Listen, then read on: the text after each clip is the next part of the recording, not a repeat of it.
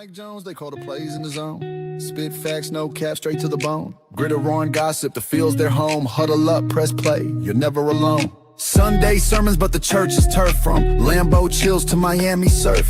Quarterback questions, they dissect the worth. Dropping gems like they mine the earth.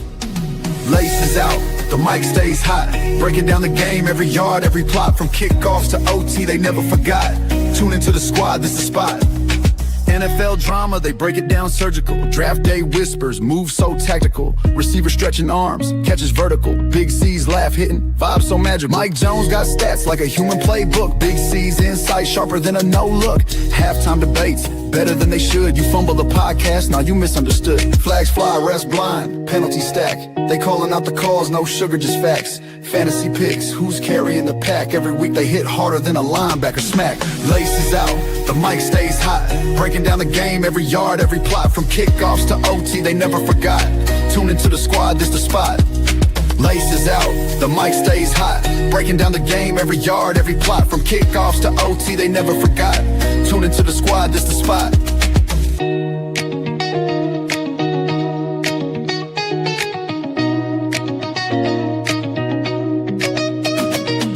Sunday sermons, but the church is turf. From Lambeau chills to Miami surf. Quarterback questions, they dissect the worth. Dropping gems like they mine the earth. Laces out, the mic stays hot. Breaking down the game, every yard, every plot. From kickoffs to OT.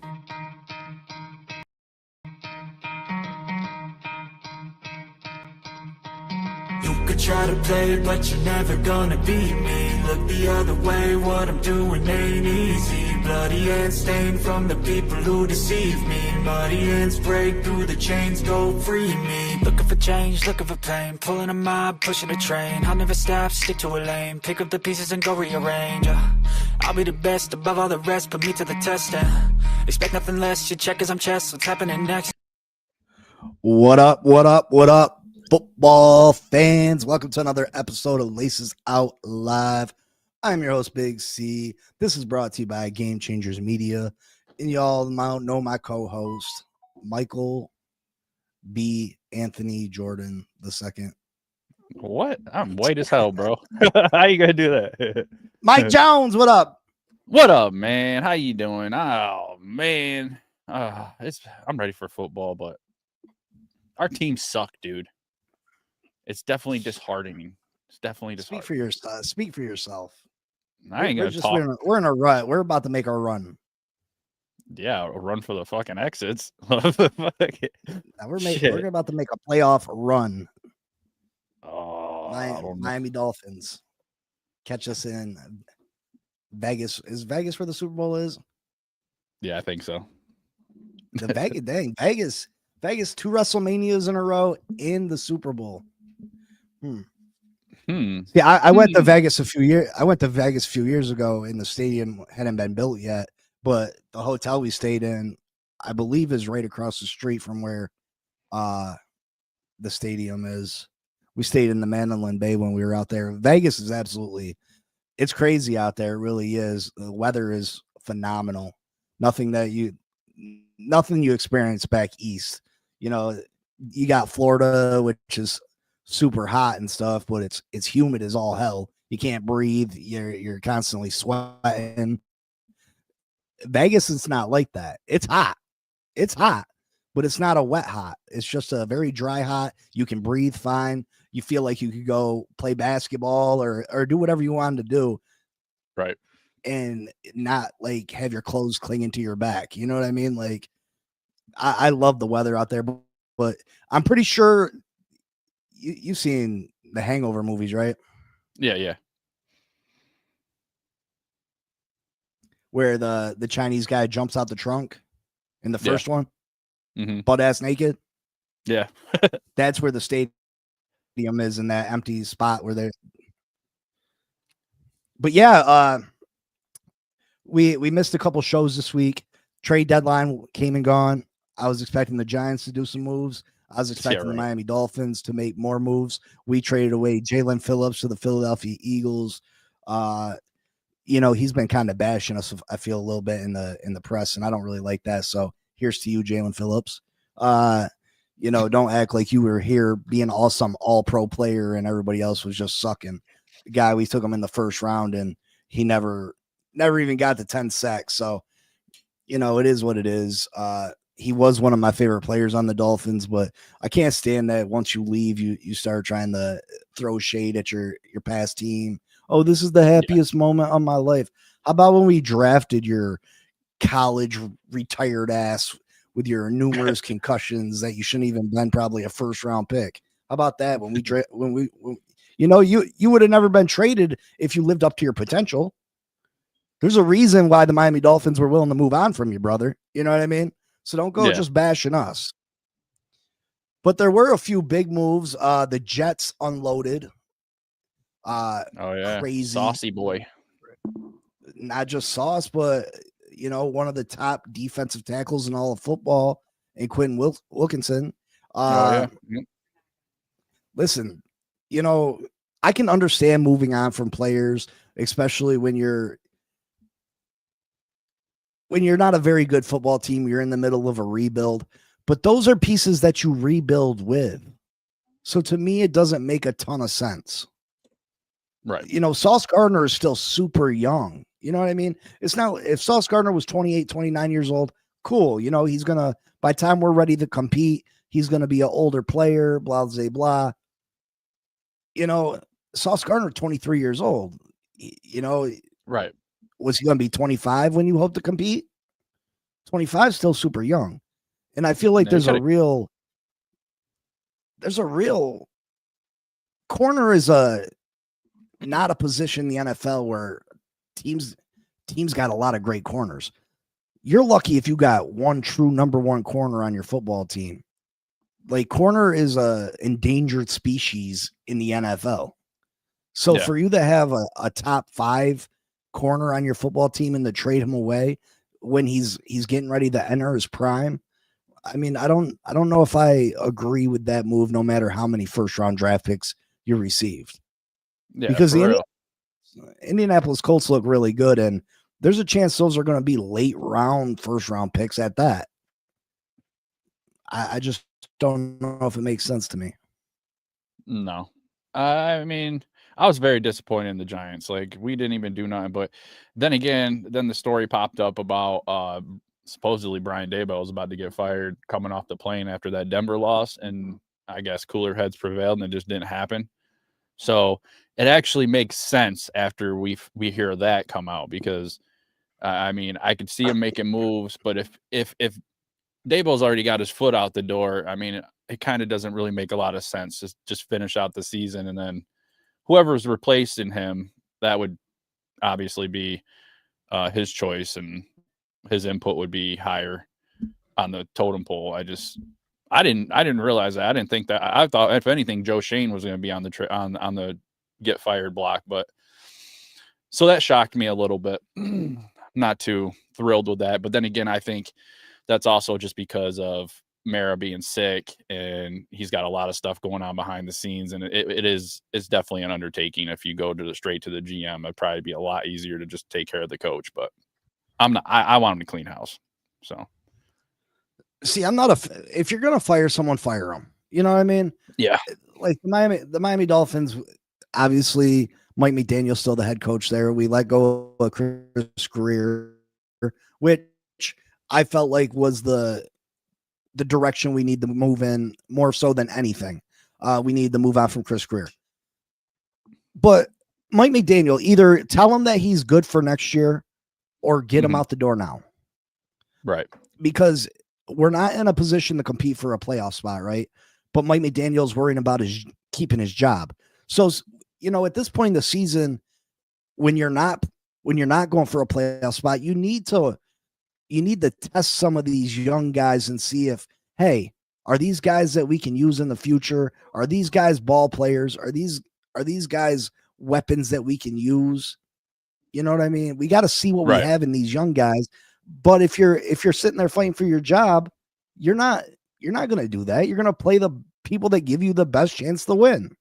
You know what I mean? Yeah. Like, people are talking about Quinn Ewers. See if Quinn Ewers is got anything. I don't think that Quinn Ewers is going to be the next starting quarterback of the Miami Dolphins, not by a long shot.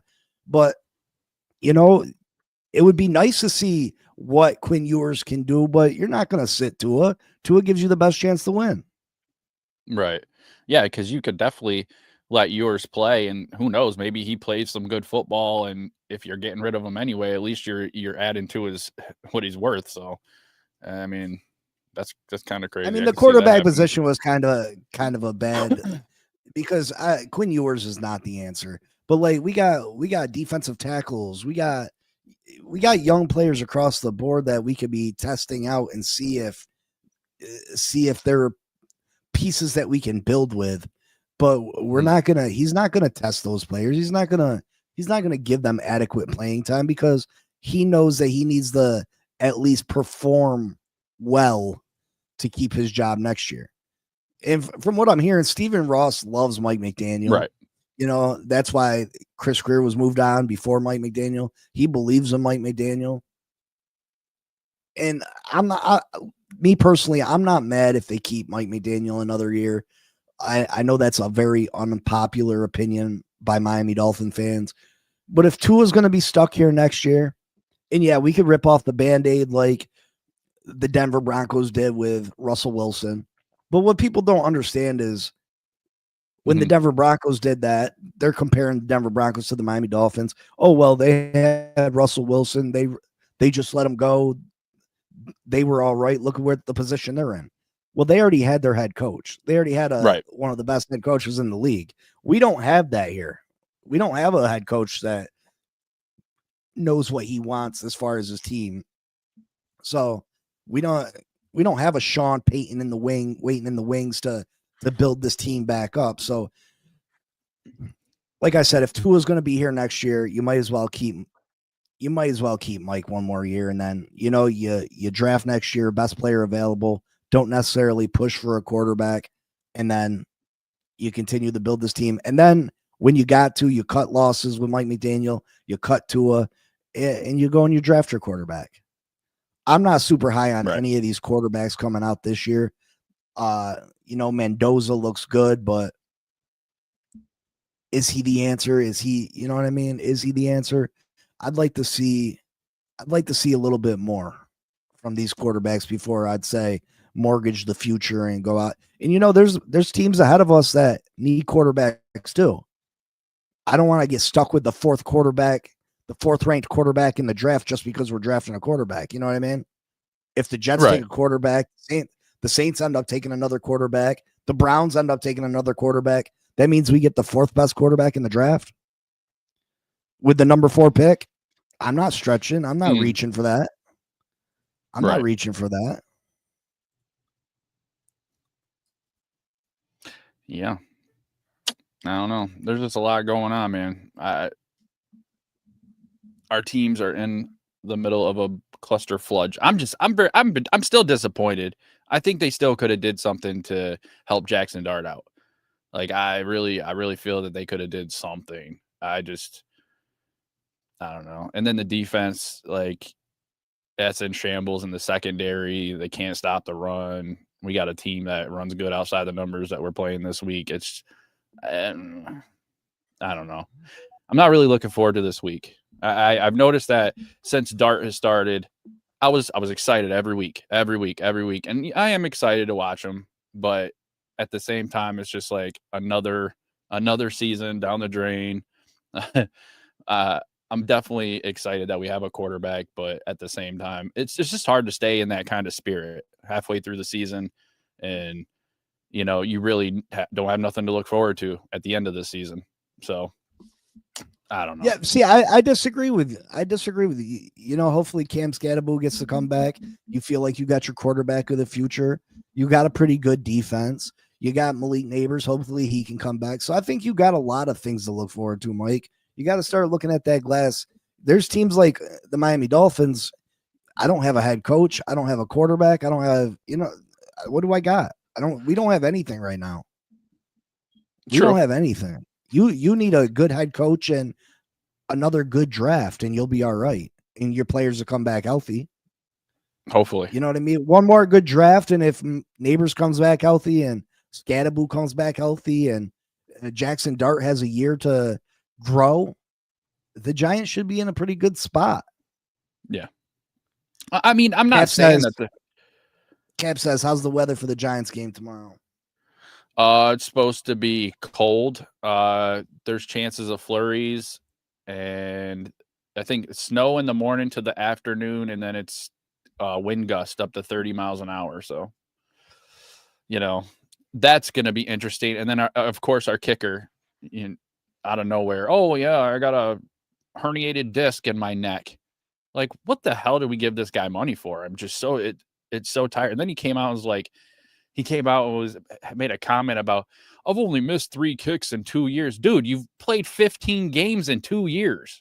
Like, you got hurt in warmups and missed multiple games. Like, shut the fudge up. Like, shut up. I don't want to hear it. It's the biggest load of shit I've ever heard. And it's just these little things around the team. Little things around the team just piss me off. Carl Banks called out Dexter Lawrence the week before, and Dexter Lawrence still played like a fucking piece of crap last week.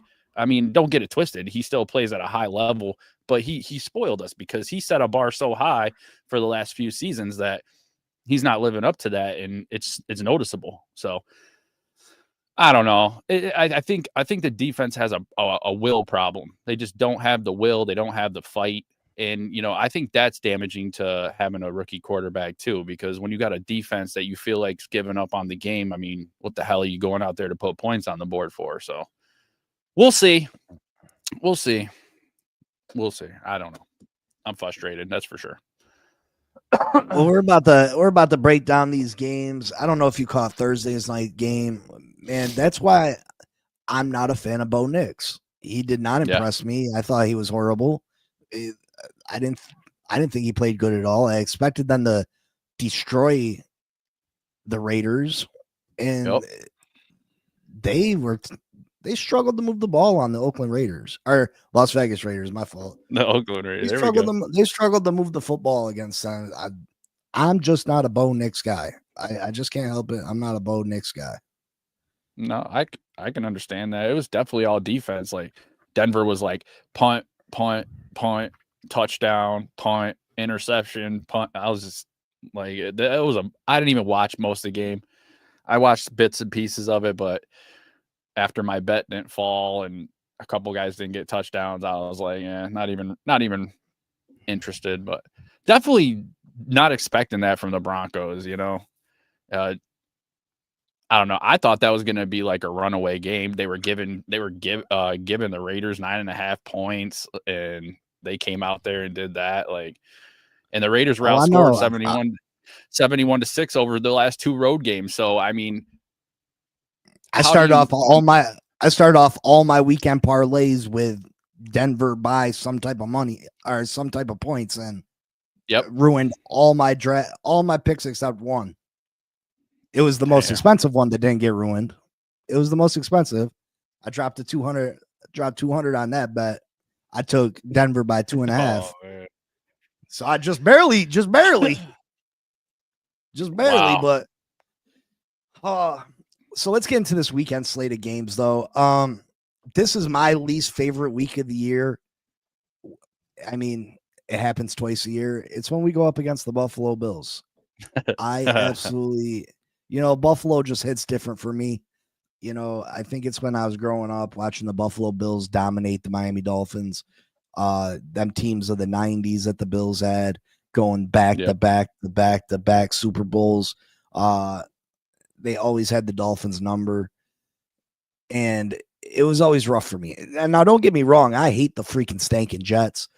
I hate the Patriots for what they did with Tom Brady. That was a rough time in my life. But then Buffalo Bills, the amount of shit I get from my family, Mike, we're upstate New York. Everywhere you go is Buffalo. The amount of slack that they're rubbing it in the face, it's tough to deal with.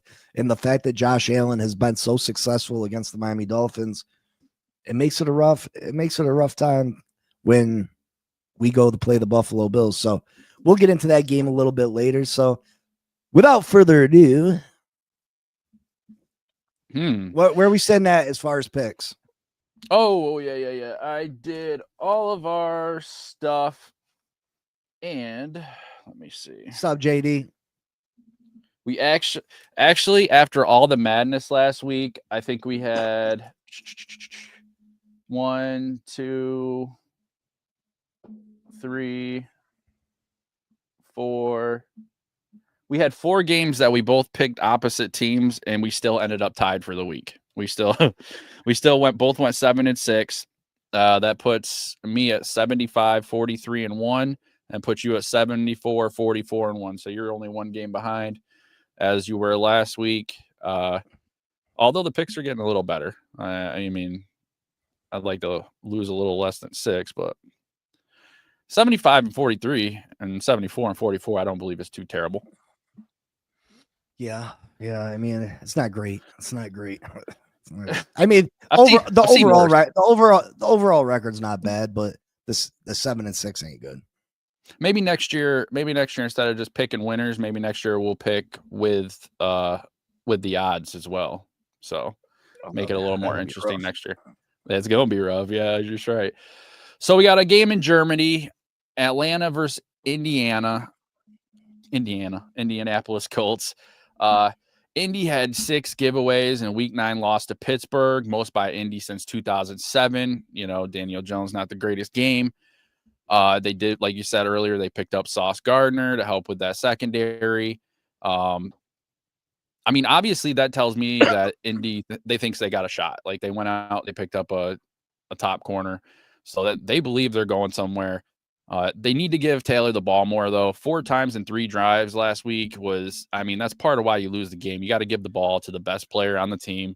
And he's the best to me, in my opinion. So, yeah, 4 handoffs, 4 touches of the ball in 3 drives for the best, one of the top running back in the league right now. So, I got the Colts in this one. 34-27. I think it's a high-scoring game. I think I got the Colts. I think the real Colts are going to recover from last week and take Atlanta out. Even though Atlanta's defense has been looking pretty good, I still think it's going to be a decently high-scoring game. 34-27 Colts. Yeah, I mean, Atlanta's defense has been fairly good this year. I think they're giving up the 4th least amount of yards per game this year, which is good. But where they have struggled a bit is in the running game. They struggle against the run, and you just happen to have perhaps the league MVP coming to town. Jonathan Taylor's had a phenomenal year running the football this year. Do I think he ends up winning the MVP? No. Running backs typically don't win it. It's a quarterback award. But if I had a pick right now, Jonathan Taylor might be it. So there's that, and like you said, adding Sauce Gardner, the Indianapolis Colts believe they got a shot. They believe they got a shot. Their one weakness was at corner. You pick up a top 3 corner in this league. I think Sauce comes to play. I predict that Sauce has immediate effect on this game. And I think I'm leaning towards the Colts too. Michael Penix had 3 passing touchdowns last week. All 3 were to London, I think. Sauce Gardner's going to be all over Drake London. I think Sauce is a better corner than what Drake London is a receiver. Like I said, Sauce is going to be playing. You just came from a team that didn't have a win to a team that's has Super Bowl aspirations. You know what I mean? He's got to be absolutely pumped. So I expect a big game from him, possibly even get an interception. Michael Penix, little note here. He had 3 touchdown passes last week. So far in his NFL career, he's never had back-to-back games with multiple touchdown passes. Wow. Which I guess that's not. It's kind of. It's kind of crazy. Not that his career's been super long, but right. You've never thrown 2 touchdown passes 2 games in a row. Yeah, that is a little crazy. You would think that you would have by then. I don't know. But That is kind of I think crazy. I think the Colts lock them down. I'm going to say the Colts 31 to 13. 31-13. Just reverse the numbers. Nice. All right. 1:00. New Orleans at the Carolina Panthers. Panthers above 500 after week 9 for the first time since 2019. Panthers are big and physical. Rico can get the run game going. He's running well. I don't know.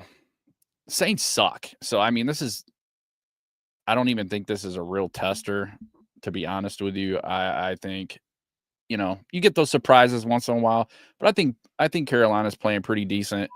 I mean, they beat the Packers, so in an upset, I mean, that's got to be something. They're a sneaky team. They'll sneak up on you if you're not prepared.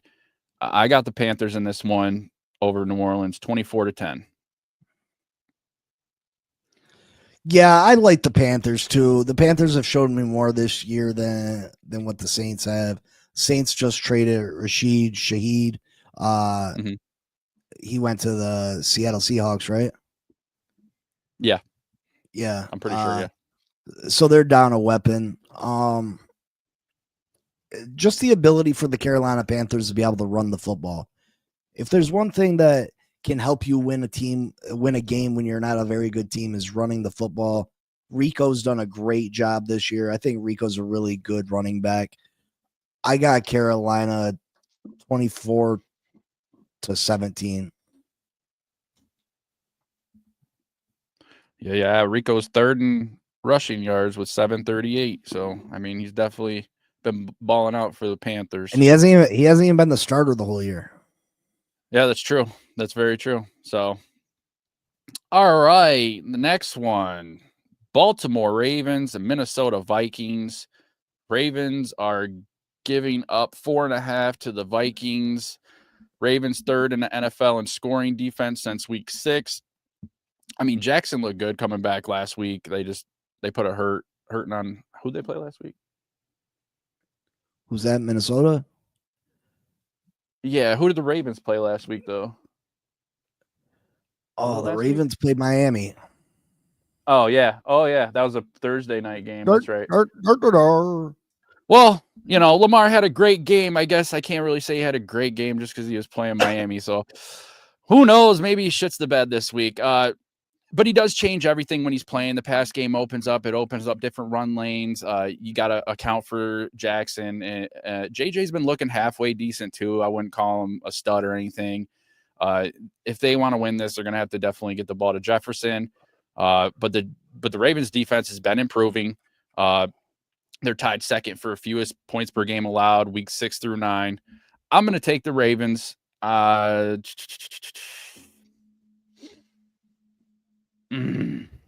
don't know about the score. 27-24. I think Minnesota keeps it interesting, but I think Baltimore gets the win on the road in Minnesota. Yeah, the Baltimore Ravens are getting healthy, and they're the favorite to win the AFC North, even though Pittsburgh's sitting at the top of that division, and Baltimore is sitting at 3-5. But I've said it all along. When this team is healthy, they're one of the best teams in all of football. Lamar Jackson is a walking MVP candidate. What he can do on the ground, what he's become such a phenomenal passer too. So much, he's so improved since when he first came in the league, and people, he's a running back. He's a running back playing quarterback. No, this guy can throw the football. The guy can throw the football right there. 35.4 points per game they were giving up weeks 1 through 5. They're only giving up 13 a game now. They were hurt. And for people to say injuries don't matter like that, perfect example. Yeah. Minnesota looked really good last week. Lamar Jackson at all time is 24-3 against NFC teams. So he's had a great deal of success against the NFC. The one thing I will say, though, is Brian Flores has coached against Lamar Jackson a couple times. in one game when he was with the Miami Dolphins, he held Lamar Jackson in check like I've never seen Lamar held in check. They blitzed on like 52% of their plays. They just zero blitzed him constantly, just dominated Lamar Jackson. Yeah. I don't think that's the route he goes this week. I think this is a tough game, but I do think Baltimore ends up pulling it out. I think it's going to be a little bit lower scoring game. Mark Andrews only needs 18 yards to become the Ravens' all-time leading receiver. So I think he gets that fairly early. Oh, yeah. I'm going to say 20-17 Baltimore. Fair enough. Cleveland Jets, the battle of the shit stains. Jets are getting a 1.5. Both teams coming off a bye week. Field sacked by Garrett 4.5 times in their first meeting. They and also Garrett just had another five sack game a couple weeks ago, I believe. Not really a game I'm interested in watching. Like I said, the Jets lost Sauce. I think this team comes in deflated. It's a big deal when you lose these top players, even when you are losing. But that little bit of something there, I think that really takes the team down. Browns have lost 7 straight road games by 13 plus points, but I think they snapped that this week. I got the Browns in this one, 21-3. The Browns have struggled on offense this year. Of course, they got an amazing defense. Kevin Stefanski is giving up play calling duties, though. His offensive coordinator, Tommy Rees. Let's see what this guy can cook up. They got a young quarterback in Dylan Gabriel. Quentin Judkins looks like he's the real deal at running back. I'm curious to see what this new look offense looks like. And when do we see Shedeur Sanders? When do they give this kid an opportunity? Right. I know Dylan Gabriel was drafted higher, but let's all not pretend that Shedeur Sanders was supposed to be the higher pick. Shedeur Sanders was in conversations for the number 1 pick in the draft for months. And then for some reason he falls to the 4th round. Is it because he was overly cocky and confident in his meetings with general managers in the pre-draft process? I think that had something to do with it. But he can't be any worse than Cam Ward, though. I wanted Shedeur over Cam. So how did they not? How are they not giving him a chance? What do they got to lose, though? I mean, we're talking about the Browns. They're 2-6. You're giving Dylan Gabriel an opportunity. Let's see what Shedeur got. You got to do your due diligence, because you're going to end up having a top pick in this draft. Do you select another quarterback in this draft without seeing what Shedeur has? I think that's stupid. Very, very stupid. Yep. I think Shedeur has a certain amount of swag that he'll bring to that offense. And I think they should give the kid the opportunity. The Jets trading away Sauce, trading away Quinn Williams, my fault. This team is ready for this season to be over.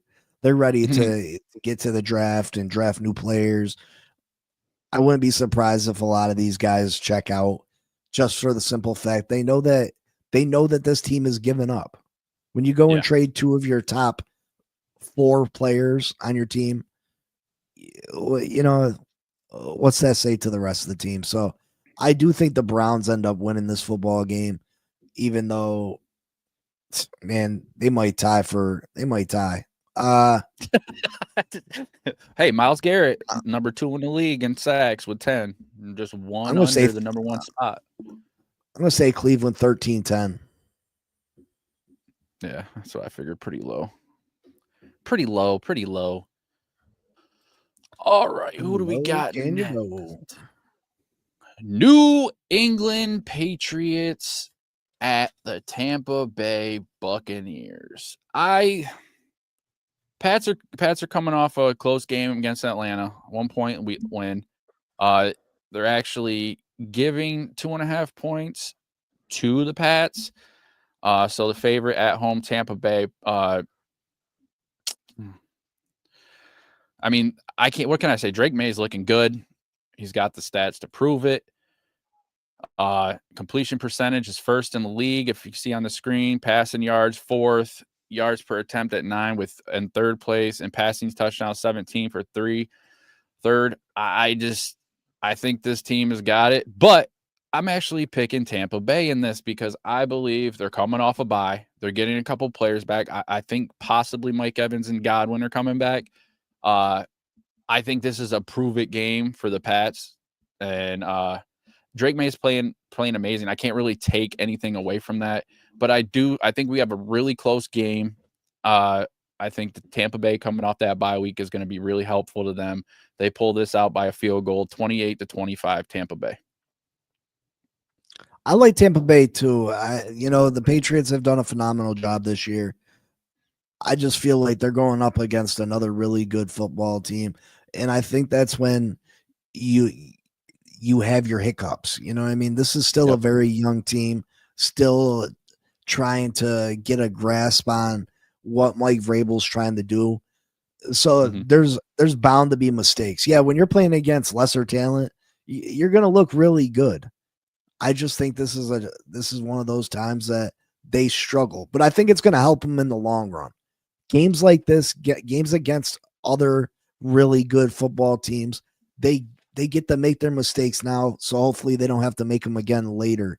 So I like the Bucs too. Baker Mayfield, I just think he's going to outperform Drake May in this. Drake May looks like he's the real deal, though. Very, very jealous of the New England Patriots. I'm going to say this game is 24-23 Bucs. Nice. Even closer than mine. All right. All right. Arizona at Seattle. Seahawks are giving the Cardinals 6.5. Seattle's best 8-game start since 2020. They you said they picked up who they pick up? They just picked up Shaheed. Yep. I'm starting to get to a point where I got to give Darnold his flowers. He had an amazing season last year. He's putting together another amazing season. It's hard for me to sit here and keep going down. Yeah, I ain't gonna say that. It's hard for me to keep getting down. Whoa! It's hard for me to get down on somebody. You're going down on him. Yeah. Listen, man. Listen, I caught myself. All right. But it's hard. I can't keep giving him shit on his zipper. I mean, he's proven. He has proven himself. They're 6-2. Arizona. I just Kyler Murray's done. They got to do something at quarterback because he's not the answer for that team. They're unimpressive. Seattle's D's looking nasty. That's all I got. They got Jackson Smith and Najigba for the Seahawks, and like you said, Rashid Shaheed. They're giving more. They got him another target to throw to. I think this is a pretty straightforward game. I think they put up 37-17 Seattle. Yeah.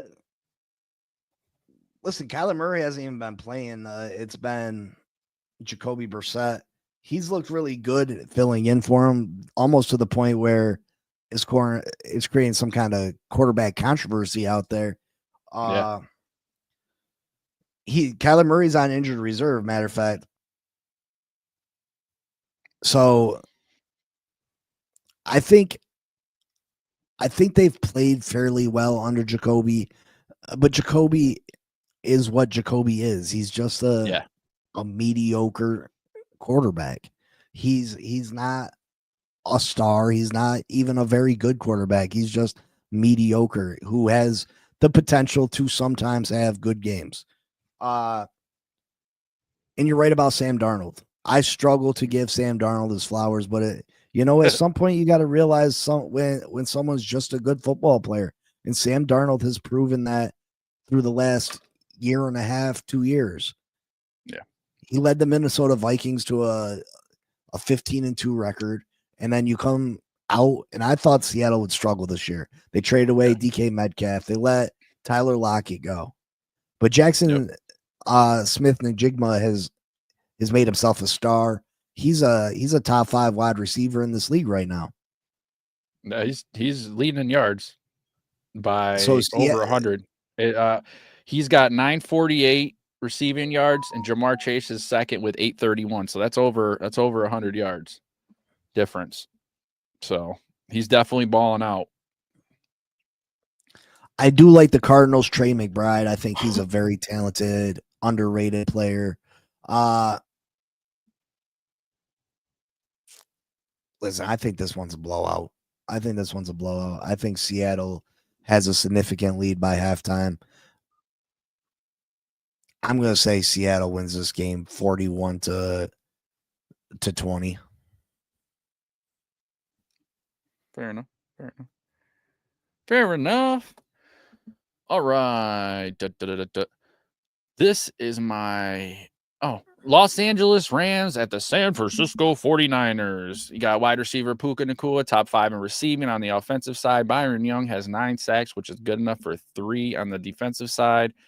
I like the Rams offense. I like Matthew Stafford. Beginning of the season, there's a lot of questions with his back, but obviously that hasn't done anything. 3 straight wins by the Rams by 14 plus points or more for the first time since 2017.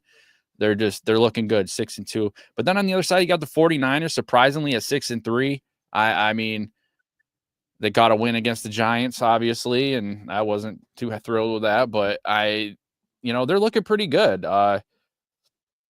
49ers went to LA and beat them a few weeks ago too. Mac Jones is surprisingly playing well. They have young players stepping up, even with all the injuries. McCaffrey's looking phenomenal, just like a wrecking ball. Their veteran tight end Kittle, he's looked good against the Giants.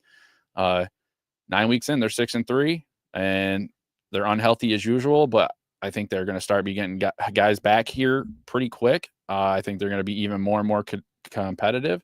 This is my upset of the week. I got the upset of the week for San Francisco, and I got them winning 28-25.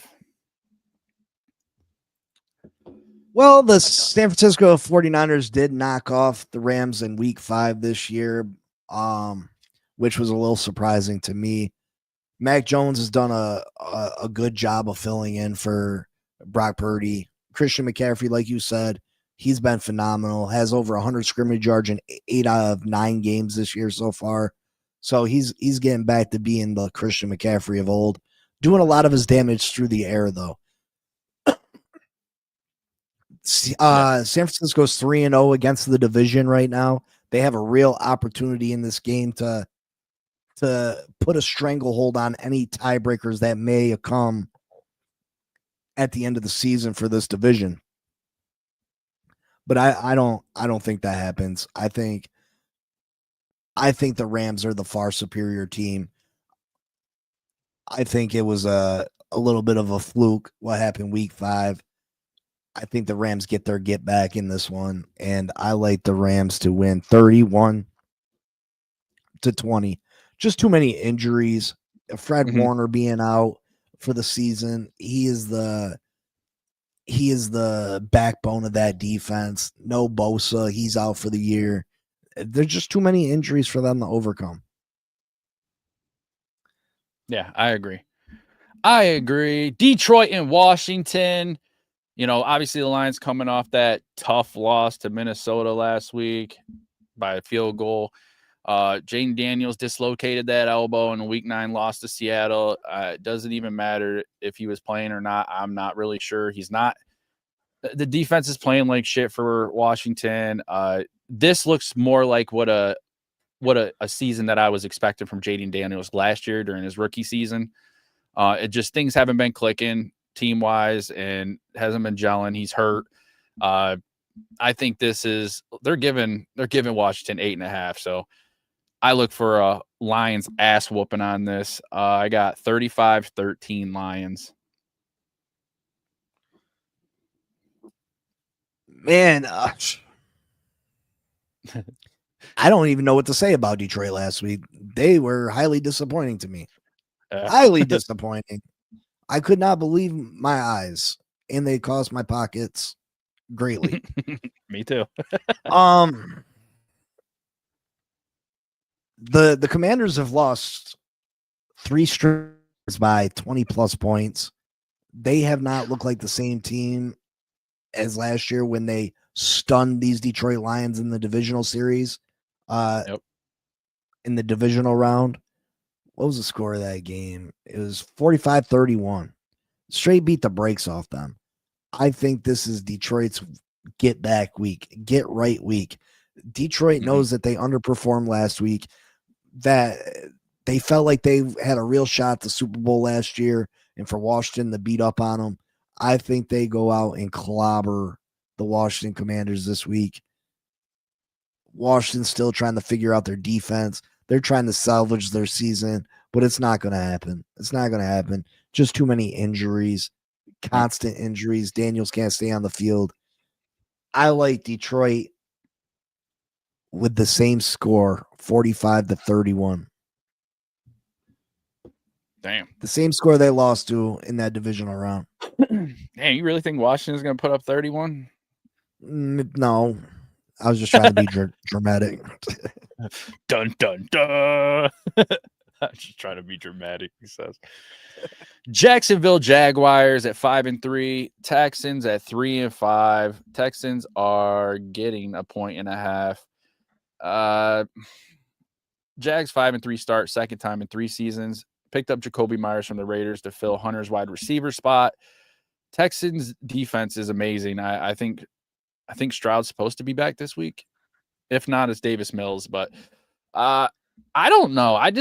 It's hard for me to even think of Trevor Lawrence as an actual. He's not playing. CJ's not playing. So it is Mills. Yeah. Yeah, I actually had the Texans picked in this, but now that I know CJ's not playing, I give him more credit than I think he's better than Mills. So, man, now I got to change my shit.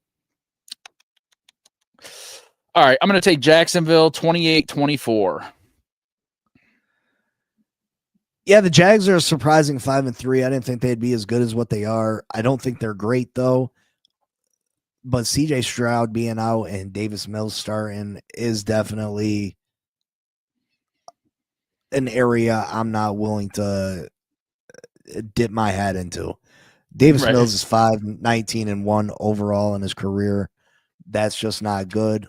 You would think that Houston would be able to find a better, more capable starting our backup quarterback than Davis Mills, but I'm going to go with Sunshine in this one. I'm going with Sunshine, Trevor Lawrence. Travis Etienne's had a very good year. It sucks that Hunter's out, but they did get Jacoby Myers to fill in for him. Houston's defense is really good. I think it's going to end up being a lower scoring game. I'm going to say 17-13 Jags. 17-13 Jags. Da-da-da-da. And leads us into Buffalo game, which I'll let you take care of. This is Josh Allen's career versus the Dolphins, regular and postseason. Obviously, it's 13-2, 32.6 a game. Yeah. What do you got for this? I think it's a sweep. Bill's sweep. What can you do? 14-2. Jesus. 14-2. I know it's absolutely ridiculous. The Buffalo Bills coming off a big win against the Kansas City Chiefs. Nothing surprising there. They typically beat the Chiefs in the regular season. That's nothing new. They just can't get the job done in the postseason. I think this Buffalo Bills team does have weaknesses, but they don't have enough weaknesses where they're going to fall to the Miami Dolphins this week. Chop Robinson's out with a concussion. Rasul Douglas, the best corner on our football team, he is out. We just traded Jalen Phillips away. He's been our best pass rusher, even though he can't tackle the quarterback. James Cook is a little beat up, but it doesn't matter because Buffalo's backup running backs have had great success against us. The only chance the Miami Dolphins got in this football game is to run the ball against the very porous Buffalo Bills defense when it comes to stopping the run. Buffalo struggles to stop the run. They're one of the worst teams in the league at stopping the run. So aren't the Miami Dolphins. Yep. Although the Miami Dolphins have been better. They have been better in the last few weeks, it's still gonna. Josh Allen's just too much. 14-2. He's gonna be 15-2. They're gonna win another game in Miami. It just depends on how much. I'm gonna take Buffalo 31-21. Wasn't that the score of the first game this year? I don't remember. I was there. I don't remember. The Bills defeated Miami 31-21 week 3 at home. Going to be a season sweep with the same scores. That's crazy. Yeah, I agree. I took Buffalo 38-13. Sorry. I'm sorry, man. Giants at Bears. Chicago 5-1 last 6 games. They started the season 0-2. They came back against the Bengals, but come on. They let Flacco throw the ball 470 yards. This is like last week for the Giants. Both our offenses can score, but whose D will be worse, I think, is going to be the Giants. We made 0 moves at the deadline. We got kicker drama, which I think Koo is starting kicker. Monunga is looking good on the other side for that Bears offense. This could be the 11th straight road loss for the Giants, and I wouldn't be shocked if it happened. We are getting Bellinger back. I think Holland's coming back. I don't think Adebo is going to be back. I think there's a possibility of Flott being back after that concussion. So our secondary should look a little bit better. But, I just can't do it this week. I got the Giants 31-28.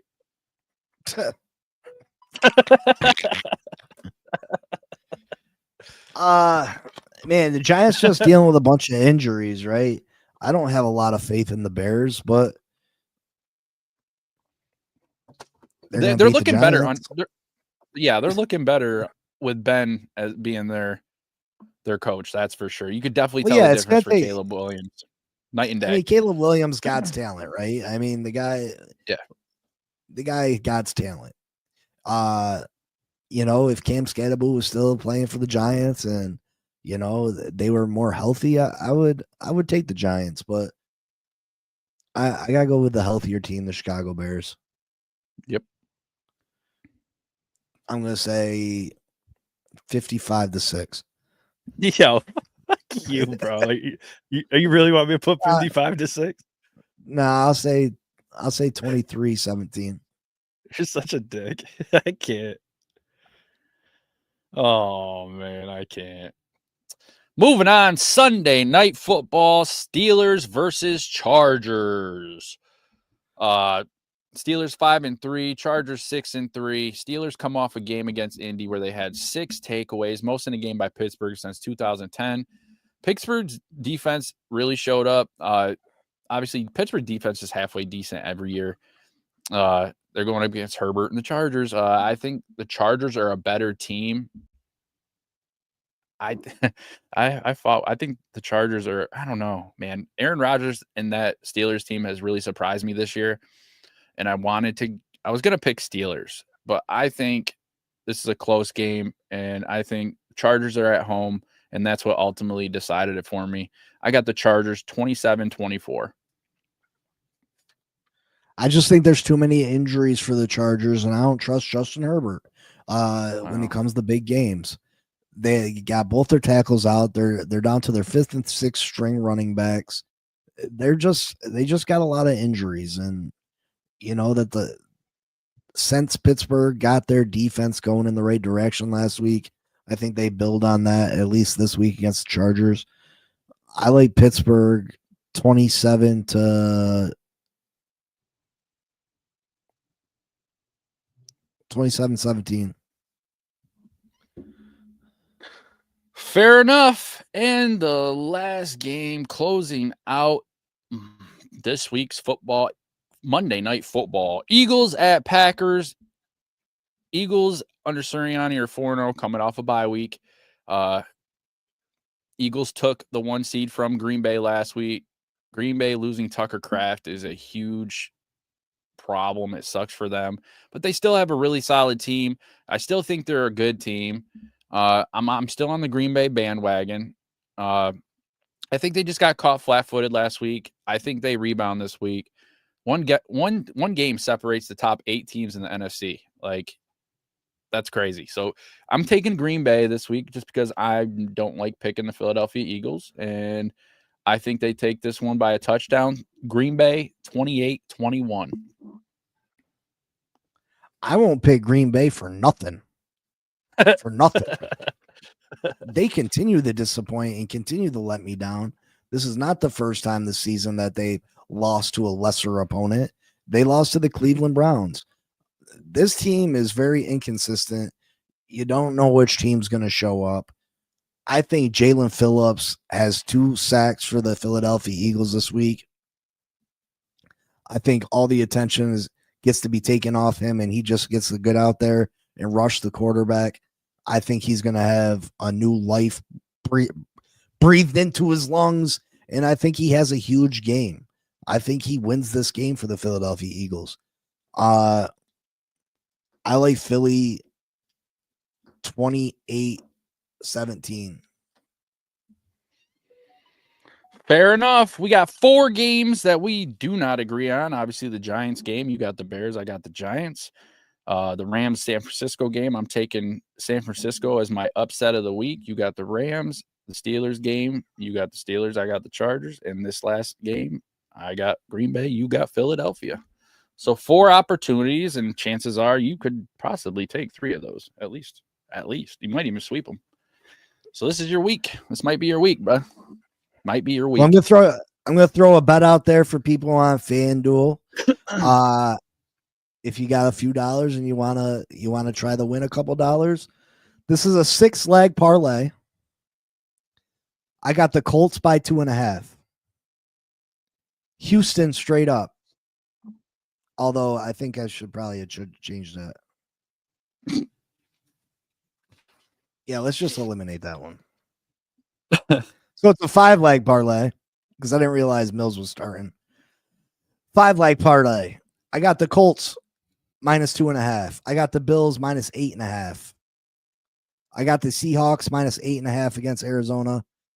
I got the Rams minus 2.5 against San Francisco. And I got Detroit minus 9.5 against the Washington Commanders. You put $100 down on there, that'll win you $1,700. Do. Holler for $1. Holler for $1, man. And then if you take the Jags over Houston, because I had that kind of split, what's that do for you? That'll up that payout quite a bit. Let's see here.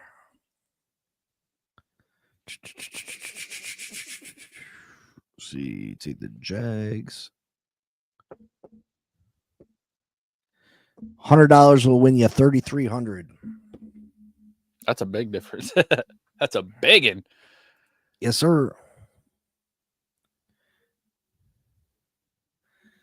You should just bet the wins. The spread is where they get you. Yeah, but you got to bet the spread to win the bigger dollars. You know what I mean? Yeah, Jamie. I understand KC's on a bye week, so yeah, they're not going to lose this week. So you're safe. Another week, Travis Swift is out partying with his fiance and God only knows what. But yeah, I think you're safe another week. You're right. Yeah, that's they definitely are. That's all I got. You got anything else? Long Who's your league MVP so far? I struggle with this. I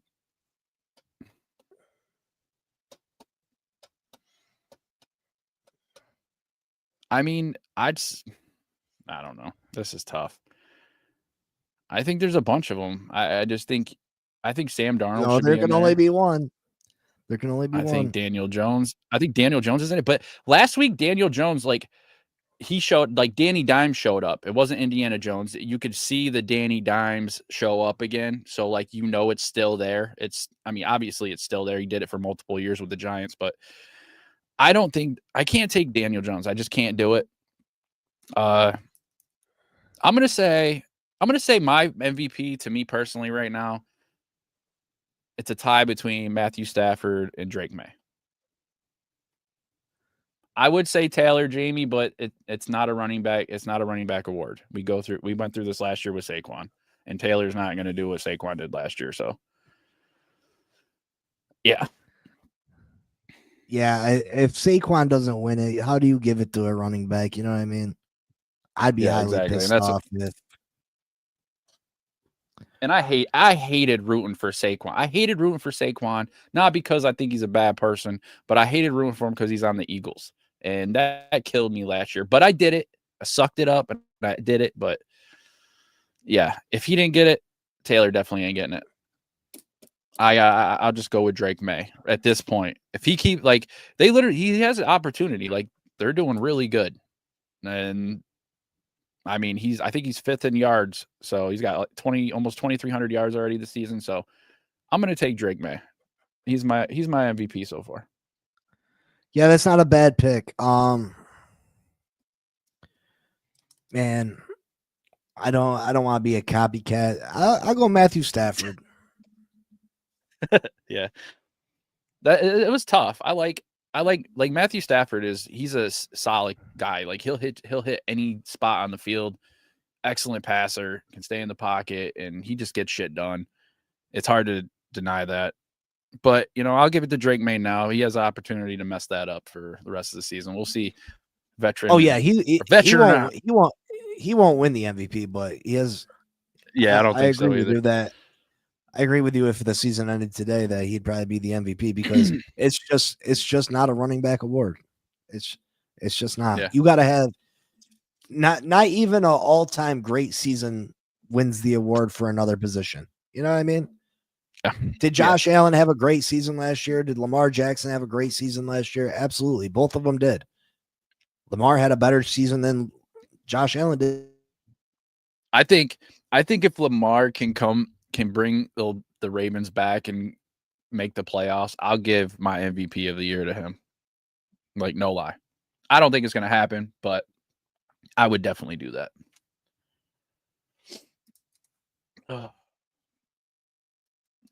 So, yeah.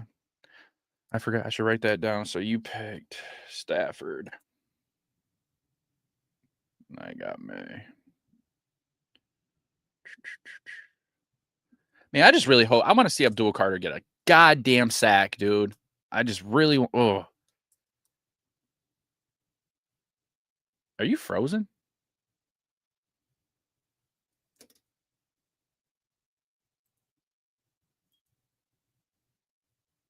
Uh-oh. Some technical difficulties, folks. Yeah, for sure, Jamie. I'm just saying I'd give it to Lamar if he can bring this team back. That's for sure. I sure would. A lot of good play this year. But Brian Burns for the Giants, man, he's leading the league in sacks with 11. I'm hoping he gets a couple more against the Bears. I think he has a really good opportunity to do that. But other than that, that's the brightest spot on the Giants defense. That's for sure. That is for sure. Well, I think we're about done. He obviously had some technical difficulties. I'm going to close this up. We will see you Monday. And until then, have a good weekend. Watch some football. Enjoy yourselves. And hey, man, Thanksgiving's almost here. I know y'all getting ready. I know y'all getting excited. Get your mouth watering. Ooh, Thanksgiving is coming. Anyway, have a good night, guys. I love y'all. Thanks for stopping by. I'm out. Peace. Big C and Mike Jones, they call the plays in the zone. Spit facts, no cap, straight to the bone. Gritter, roaring gossip, the field's their home. Huddle up, press play, you're never alone. Sunday sermons, but the church is turf. From Lambeau chills to Miami surf. Quarterback questions, they dissect the worth. Dropping gems like they mine the earth. Laces out, the mic stays hot. Breaking down the game, every yard, every plot. From kickoffs to OT, they never forgot. Tune into the squad, this is the spot. NFL drama, they break it down surgical. Draft day whispers, moves so tactical. Receiver stretching arms, catches vertical. Big C's laugh hitting, vibes so magical. Mike Jones got stats like a human playbook. Big C's insight sharper than a no look. Halftime debates, better than they should. You fumble the podcast, now you misunderstood. Flags fly, refs blind, penalty stack. They calling out the calls, no sugar, just facts. Fantasy picks, who's carrying the pack? Every week they hit harder than a linebacker smack. Laces out, the mic stays hot. Breaking down the game, every yard, every plot. From kickoffs to OT, they never forgot. Tune into the squad, this the spot. Laces out, the mic stays hot. Breaking down the game, every yard, every plot. From kickoffs to OT, they never forgot. Tune into the squad, this the spot.